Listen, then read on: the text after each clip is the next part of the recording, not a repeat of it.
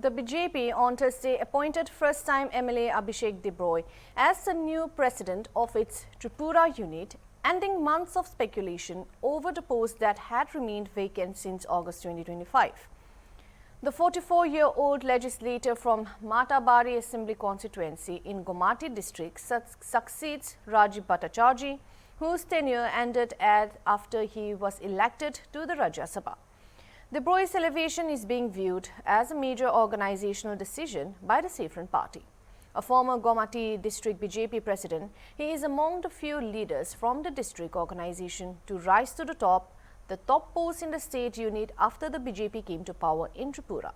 Debroy began his political career in the Congress before joining the BJP in 2017. Since then, he has served in several organizational positions, particularly in the party's youth wing, gradually emerging as an influential leader in Gomati district. In the 2023 assembly elections, the BJP fielded him from Matabari constituency, replacing senior leader Biplab Kumar Ghosh. And he won the seat and later gained attention for his active role during the devastating floods of 2024. Known for his connect with younger party workers, Debroy is seen as a grassroots organizer with growing influence inside the party. And soon after the announcement, Chief Minister Manik Saha congratulated him and expressed confidence in his leadership.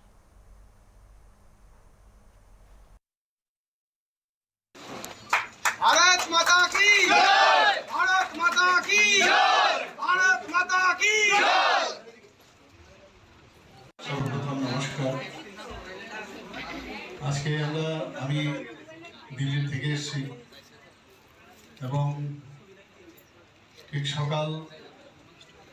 11টার সময় আমরা দেখলাম ফেসবুকে যে আমাদের ত্রিপুরা প্রদেশ বিজেপির মাননীয় সভাপতির যে নাম আমাদের সবার আদরণীয় অভিষেক দেবরায়ের নাম ঘোষণা হয়েছে এবং আমি তখন এয়ারপোর্টে আসছিলাম তো সেখান থেকে আমি প্রথমে যে কাজটা করেছি আমি আমাদের এখন তো প্রাক্তন এখনো বলবো না কারণ হ্যান্ডওভার টেকওভার হয়নি উনি প্রাক্তন বলেছেন তো আমি মনে করি যে কালকে হয়তো হ্যান্ডওভার টেকার হবে তো ওনাকে আমি ফোন করলাম যে আমি আসছি আর উনি বলছিলেন যে উনি তো আমাদের অভিষেক বাবু এখানে নেই আমি তো এটা জানি না তবে আমি আসছি আসলে ও যদি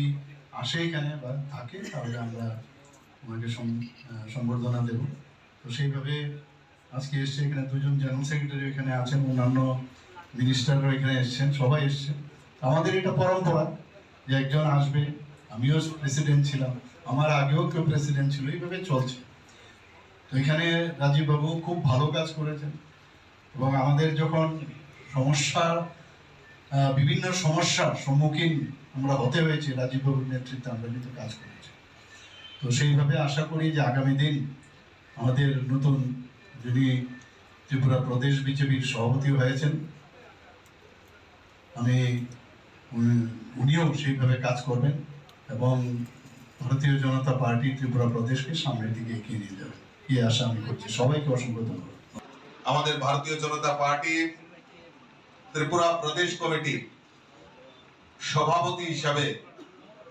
আমাদের মাতাবাড়ি কেন্দ্রের সম্মানিত বিধায়ক যুবনেতা